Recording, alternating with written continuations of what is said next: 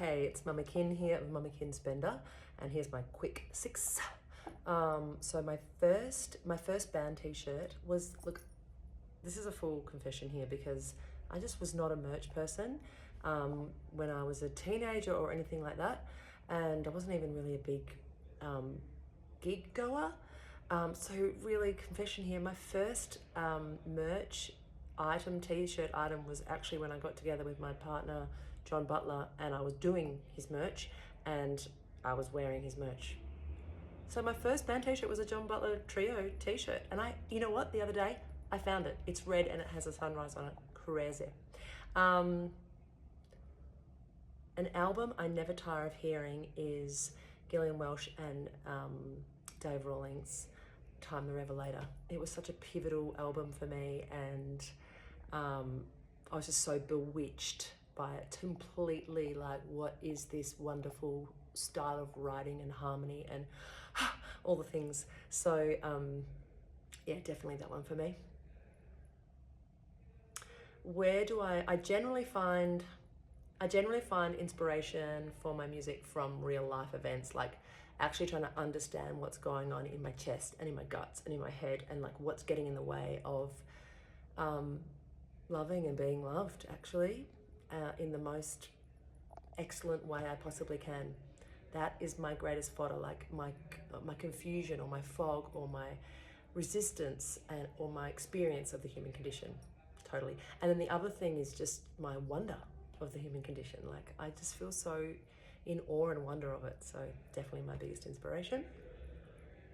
Okay, funniest dream I've ever had about my musical career is I was side of stage and the Waifs were on stage, and they were like, come out here and play.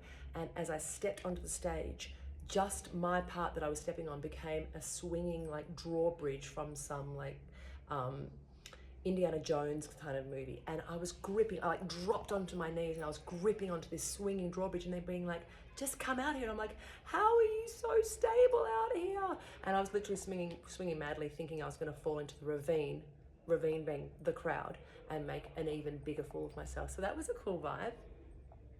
I love that dream. Yeah.